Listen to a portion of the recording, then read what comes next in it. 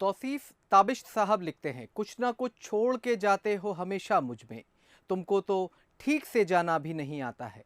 ये जो शब्द हैं वो यकीनी तौर पर इश्क में लिखे गए होंगे, लेकिन अगर इन्हें आज कोरोना महामारी से जोड़कर देखा जाए तो भी शायद कुछ गलत न लगे। देश के साथ दुनिया ने भी इस भीषण महामारी का 2020 में डटकर मुकाबला किया। करोड़ों लोग शिकार हुए और लाखों लोग मौत के मुंह में समा गए, और एक बार फिर इतिहास खुद को दोहराने की तैयारी करता हुआ नजर आ रहा है। फिर चाहे वो संक्रमण फैलने की दर की बात हो या कि नियंत्रण के लिए लॉकडाउन लगाने की। नमस्कार, आप देख रहे हैं बंशल विशेष और मैं हूं आपके साथ विकास द्विवेदी। देश में कोरोना की सेकेंड वेव का प्रभाव दिखना शुरू हो गया है। सरकारें चिंतित हैं और प्रयास करने में जुट गई हैं। इसलिए ऐसे में इस मुद्दे पर बात करना बेहद ज़रूरी हो जाता है। आज इस एपिसोड में हम कोरोना की सेकेंड वेव के साथ इसके इतिहास, संक्रमण फैलने के कारणों, बचाव के उपायों के साथ हर बिंदु पर विश्लेषण करने की कोशिश करेंगे। इसके अलावा हम ये भी जानने की कोशिश करेंगे कि किसी गंभीर बीमारी से लड़ने में मनोविज्ञान का सिद्धांत क्या कुछ कहता है।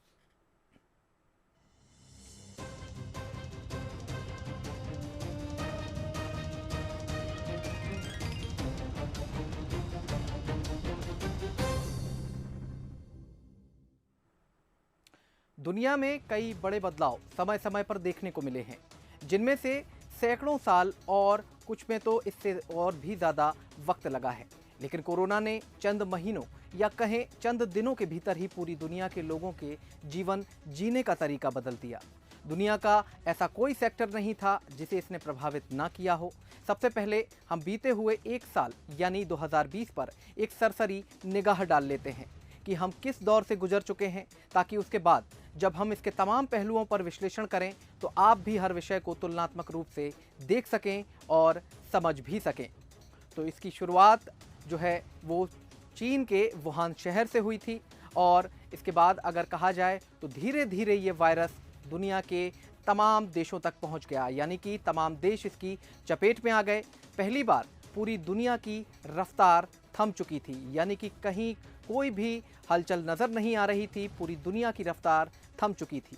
दुनिया के तमाम देशों में लॉकडाउन लगा दिया गया था, और इसके साथ ही अगर बात करें तो इसका भारत, अमेरिका और ब्राज़ील में खासा असर देखने को मिला।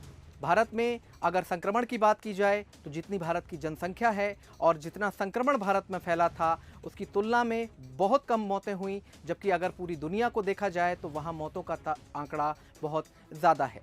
दुनिया की अर्थव्यवस्था पर नकारात्मक असर इसका देखने को मिला, क्योंकि कोई भी उद्योग इस वक्त नहीं चल रहा था। पूरी दुनिया में हाहाकार मचा हुआ था, कई लोग बेरोजगार हो चुके थे, और इसका नकारात्मक असर हमारे देश ने भी देखा है, पूरी दुनिया ने भी देखा है।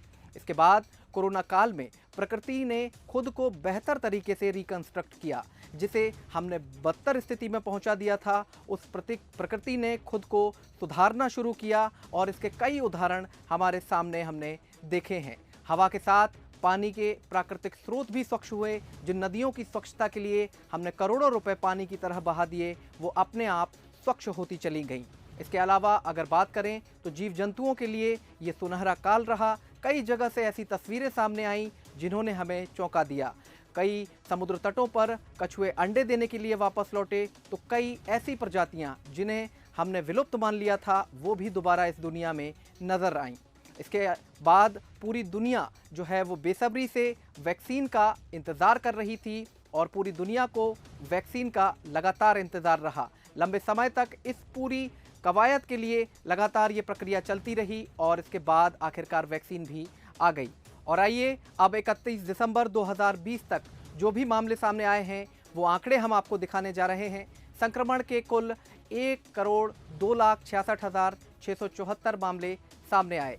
एक्टिव केस की अगर बात की जाए तो 2,57,656 केस 31 दिसंबर 2020 तक थे, और इनमें से ठीक हुए लोगों की संख्या 98,60,280 रही।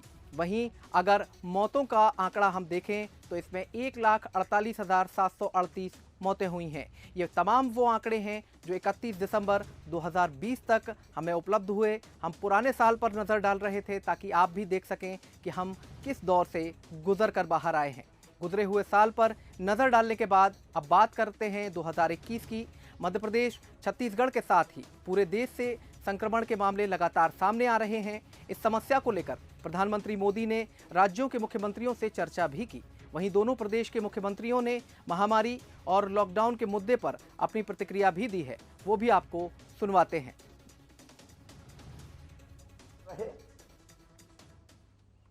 तो एक बड़े संकट को निमंत्रण देंगे। आप जानते हैं मेरे बहनों और भाइयों, अगर परिस्थितियां बिगड़ती है तो लॉकडाउन जैसे सख्त कदम उठाने पड़ते हैं और लॉकडाउन से हमारी अर्थव्यवस्था चौपट हो जाती है, गरीब की रोजी रोटी चलना मुश्किल हो जाती है। हम नहीं चाहते कि लॉकडाउन की नौबत आए और इसलिए आपसे विनम्र प्रार्थना कर रहा हूं, सावधानी में ही सुरक्षा है। कृपया करके मास्क का उपयोग कीजिए।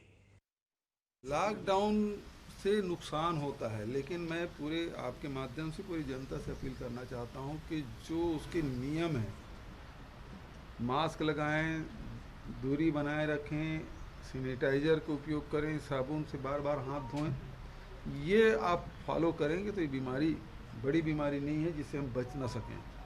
तो इसलिए ये सब चीज़ ज़रूरी है, इसका पालन करें। लॉकडाउन से गरीबों को नुकसान होता है, व्यापारियों को नुकसान होता है, आम जनता को परेशानी है। तो आपने देखा कि दोनों प्रदेशों के मुख्यमंत्री लॉकडाउन नहीं चाहते, क्योंकि इससे अर्थव्यवस्था पर नकारात्मक असर देखने को मिलता है और गरीबों की रोजी रोटी पर भी प्रश्न चिन्ह अंकित होता है। वहीं मध्य प्रदेश में ताज़ा हालात को देखते हुए नाइट कर्फ्यू के साथ प्रदेश के 7 बड़े शहरों में हर रविवार लॉकडाउन के निर्देश भी जारी किए गए हैं। लेकिन सरकारें लॉकडाउन से परहेज कर रही हैं, क्योंकि वो देख चुकी हैं कि लॉकडाउन से कितने भयावह हालात बन जाते हैं। लोगों की रोजी रोटी पर प्रश्न चिन्ह खड़ा हो जाता है और इसके साथ ही ऐसे कई मसले हैं जिन्हें पिछले साल आपने और हमने देखा है, लेकिन ये मसले लगातार बढ़ते ही गए। भारत में कोरोना की दूसरी लहर का प्रभाव दिखाई देने लगा है। सिर्फ भारत ही नहीं, पूरी दुनिया में ये प्रभाव जमकर दिखाई दे रहा है। पिछले साल इस बीमारी का भारतवर्ष ने डटकर मुकाबला करने के बाद थोड़ी सी लापरवाही बरती, जो कि काफ़ी भारी पड़ती हुई नज़र आ रही है। आने वाले दिनों में किस तरह की तस्वीर नज़र आ सकती है, इसे लेकर हमने बात की एम्स भोपाल के निदेशक डॉक्टर सरमन सिंह से, ताकि आने वाली चुनौती को और भी बेहतर ढंग से समझा जा सके।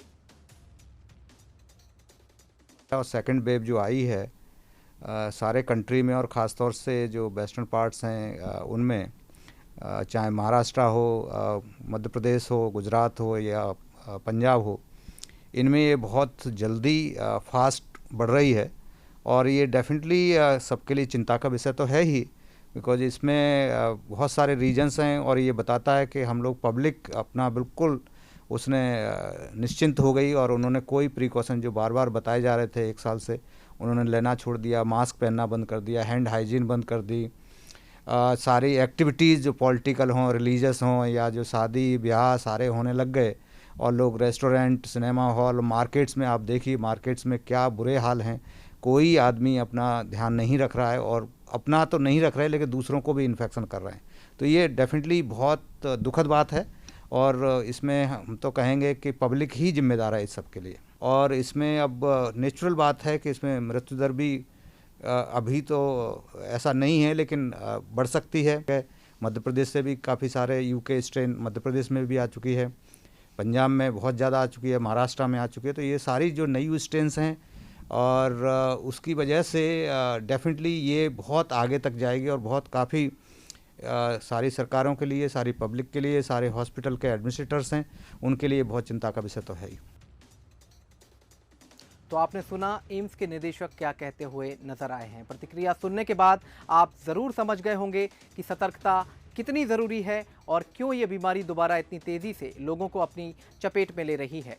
आज जो हालात हैं उन आंकड़ों के साथ ही बचाव की कोशिशों के आंकड़ों पर भी नज़र डालना बेहद ज़रूरी हो जाता है और ये आंकड़े भी हम आप सभी के सामने रखना चाहेंगे कि किस तरह से दुनिया में कोरोना वायरस का कहर लगातार जारी है। 24 मार्च 2021 तक के जो आंकड़े हैं वो हम आपके सामने रखने जा रहे हैं। मध्य प्रदेश में अगर देखा जाए तो अभी तक यानी कि 24 मार्च 2021 तक 2,80,289 मामले सामने आ चुके हैं। वहीं अगर बात की जाए छत्तीसगढ़ की तो छत्तीसगढ़ में 3,29,694 कुल मामले सामने आए हैं। वहीं अगर पूरे देश को देखा जाए तो वहां पर कुल मामलों की संख्या 1,17,87,013 है, यानी कि इतने मामले सामने आ चुके हैं। वहीं वैक्सीनेशन भी शुरू हो चुका है, तो देश में 4,48,46,538 लोगों को टीके की पहली खुराक भी दी जा चुकी है। वहीं अगर दूसरी खुराक यानी कि कंप्लीट वैक्सीनेशन की बात करें तो देश में 82,99,171 लोगों को कोरोना वैक्सीन के दोनों डोज दिए जा चुके हैं। तो आंकड़े तो आप देख ही चुके हैं। सोशल डिस्टेंसिंग, मास्क न लगाने की लापरवाही इन आंकड़ों में साफ झलकती है। और इसके साथ ही अगर बात की जाए तो कई बार लोग ये कहते हुए भी मास्क लगाने से परहेज करते हुए नजर आते हैं कि उनकी प्रतिरोधक क्षमता यानी इम्यूनिटी काफ़ी बेहतर है। लेकिन यहाँ हम आपको बताना चाहते हैं कि कई बार हम इस बीमारी से बेहतर तरीके से लड़ सकते हैं, लेकिन इसके मायने ये नहीं है कि इस बीमारी ने हमें प्रभावित ना किया हो। अगर आप ऐसा सोचते हैं तो आपको अपनी सोच बदलने की ज़रूरत है, क्योंकि आप उस समय इस बीमारी के सबसे अच्छे कैरियर यानी कि वाहक के रूप में काम कर रहे होते हैं। ये कितना घातक है और विशेषज्ञ इसको लेकर क्या सोचते हैं, ज़रा आप वो भी सुन लीजिए, ताकि आप ये समझ पाएँ कि स्वस्थ होने के बावजूद भी मास्क लगाना क्यों ज़रूरी है। आपने बिल्कुल सही कही है। एक्चुअली हमें हर इंसान को आज की डेट में करियर मान के चलना है। मेरे सामने आप बैठे हो, आपके सामने मैं बैठा हूँ, हम दोनों में से कोई एक जना करियर हो सकता है, और प्रैक्टिकली इसको कोई एक्सेप्ट नहीं कर रहा कि मैं करियर हो सकता हूँ, मैं इस बीमारी को स्प्रेड कर सकता हूँ। कुछ यंग लोग होते हैं, फिट लोग होते हैं जो करियर होते हैं, लेकिन सिम्टोमेटिक नहीं होते हैं। सिम्टोमेटिक नहीं होते हैं तो वो कोई प्रिकॉशंस नहीं लेते हैं, और वो लोग कितनों को इन्फेक्ट करते चले जाते हैं, ये नंबर भी नहीं पता हमें। अब ये जो नंबर है ये प्रैक्टिकली मल्टीप्लाई हो रहा है। ये जो इन्फेक्शन है ये सोसाइटी में अब ऐड ऑन नहीं हो रहा, अब मल्टीप्लाई हो रहा है। वो मल्टीप्लाई इसीलिए हो रहा है क्योंकि इस तरह के एसिम्प्टोमेटिक करियर्स ध्यान नहीं रख रहे हैं, ये सोसाइटी में इन्फेक्शन को स्प्रेड कर रहे हैं। हमारी रिस्पॉन्सिबिलिटी है कि हर इंसान मास्क पहने, हर इंसान एक दूसरे से प्रोटेक्शन रखे। अगर यही लेवल सबका रहेगा तभी पूरी सोसाइटी बचेगी, नहीं तो सब इन्फेक्ट होंगे एक दिन। उम्मीद है मास्क और सोशल डिस्टेंसिंग की अहमियत आपको ज़रूर समझ आई होगी। जिस तरह से विशेषज्ञ बताते हुए नज़र आए हैं, उनका क्या कुछ कहना था वो हमने आपको सुनवाया है। और आइए अब बात करते हैं दुनिया की तमाम बीमारियों को लेकर ऐसे पहलू पर जिसके बारे में शायद बहुत से लोगों ने इसके पहले ना सोचा होगा और ना ही इस बारे में कोई बात उनसे कही गई होगी। हर बीमारी का मनुष्य की साइकोलॉजी यानी कि मनोविज्ञान से गहरा नाता है। कई बार आप लोगों ने सुना होगा कि किसी व्यक्ति ने अपनी विल पावर यानी इच्छा शक्ति के बलबूते पर कैंसर या अन्य किसी बीमारी को हरा दिया। सुनने में ये भले ही आश्चर्यजनक लगे, लेकिन ये सच है। जिस वक्त हम सकारात्मक होते हैं उस दौरान हमारे शरीर की क्षमता किसी बीमारी से लड़ने में बहुत अधिक होती है। हमारे शरीर के इम्यून सिस्टम, एंडोक्राइन सिस्टम और साइकोलॉजी के बीच गहरा संबंध है। इसके पीछे का विज्ञान जानने के लिए हमने इसके विशेषज्ञ यानी मनोचिकित्सक से बात की, ताकि आप इसे और भी आसानी से समझ सकें। देखिए, पॉजिटिविटी से अगर अब यहाँ पर बात करें किसी भी बीमारी के संदर्भ में, तो मैं पॉजिटिविटी का मतलब ये एक्सप्लेन करना चाहता हूँ बंसल न्यूज़ के माध्यम से कि हम वस्तु स्थिति को रियलिटी में आत्मसात करें। जो नहीं है उसके बारे में जो आशंकाएं लोगों को रहती हैं, जैसे अगर हम कोविड के संदर्भ में बात करें तो बहुत सारे पेशेंट्स हमारे पास आते हैं, वो गूगल से पढ़ करके गंभीर लक्षणों के बारे में पढ़ते हैं कि वो वेंटिलेटर में जा सकते हैं, इतने लोग मर गए हैं, इंग्लैंड में इतने लोग मर गए हैं, अमेरिका में इतने लोग मर गए हैं, सांस में ऑक्सीजन इतनी कम हो जाती है। तो उनमें कहीं ना कहीं घबराहट, बेचैनी और जो निगेटिव रिएक्शंस शुरू होते हैं, निगेटिव इमोशंस शुरू होते हैं, जो स्ट्रेस होता है, उसकी वजह से कहीं ना कहीं जो फिज़िकल कंडीशन है वो भी ख़राब होती जाती है। तो महत्वपूर्ण बात यह है कि आप अपनी वस्तु स्थिति को रियलिटी में एक्सेप्ट करें, अपने डॉक्टर्स से ही सलाह लें और ये मान के चलें कि जो भी हो रहा है वो करंट कंडीशन के हिसाब से आप और आपकी फैमिली मेंबर्स और आपके डॉक्टर्स आपके लिए बेहतर करेंगे। अगर आप अनावश्यक रूप से अपने ऊपर सूचनाओं का बर्डन बना लेंगे, नकारात्मक सूचनाओं का संग्रह कर लेंगे, तो वो आपकी प्रोग्नोसिस को प्रभावित करेगा। ना केवल कोविड, मुझे लगता है कि लगभग हर बीमारी में व्यक्ति की जीवटता, सकारात्मक सोच और रियलिटी एक्सेप्टेंस उसके इन रोगों से लड़ने में काफ़ी ज़्यादा कारगर सिद्ध होता है। इस बीमारी को लेकर आप सभी के मन में कई सवाल उठते होंगे कि आखिर क्या करने की ज़रूरत है, कैसे हम इस भीषण महामारी से निजात पा सकते हैं। तमाम तरह के ऐसे सवाल हैं जिनका हमारे दर्शक जवाब जानना चाहते हैं, इसलिए हमने ऐसे कुछ रिसर्च पेपर निकाले और उनमें से ऐसे सवालों का अध्ययन किया और उनके जवाब जानने के लिए हम विशेषज्ञों के पास पहुंचे। हमने भोपाल एम्स के निदेशक डॉक्टर सरमन सिंह से विस्तार पूर्वक इन सभी सवालों को लेकर जानकारी चाहिए। उन्होंने इसका क्या जवाब दिया वो भी हम आपको सुनवाना चाहेंगे। फिजिकल डिस्टेंसिंग हमको मेंटेन करके रखनी ही पड़ेगी, उसके बिना कोई चारा नहीं है। मास्क हमको पहनना पड़ेगा, हमको सारी जो उस तरह के हैंड हाइजीन अपनी मेंटेन रखनी पड़ेगी, जिसको हम कहते हैं एप्रोप्रिएट कोविड बिहेवियर, वो हमको मेंटेन करने पड़ेंगे। ट्रैवल पर भी थोड़ा कहीं ना कहीं अंकुश लगाना पड़ेगा। बिजनेस भी चलता रहे, इसके लिए ज़रूरी है कि इन सब चीज़ों को कम से कम, ये जो 3 चीज़ हैं इनका ध्यान रखें। और उसके साथ जैसे इकोनॉमी का भी हमको नहीं कर सकते कि इकोनॉमी डूब जाए, तो उसको भी ध्यान में रखना है और दूसरी तरफ हमको अपनी सावधानी भी रखनी है।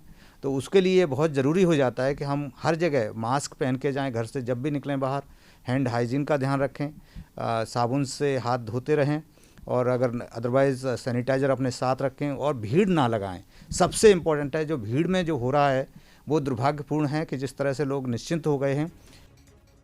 और आइए अब हम आपको हमारे देश में इस्तेमाल की जा रही वैक्सीन के बारे में बताते हैं। आपको भी पता होना चाहिए कि आपका देश किस तरह प्रगति के पथ पर लगातार आगे बढ़ रहा है। देश में इस समय कोरोना के विरुद्ध लड़ाई में 2 प्रमुख वैक्सीनों का इस्तेमाल किया जा रहा है, जिसमें कोवैक्सीन देश के हैदराबाद स्थित भारत बायोटेक में तैयार की जा रही है, जिसे मृत वायरस से तैयार किया गया है।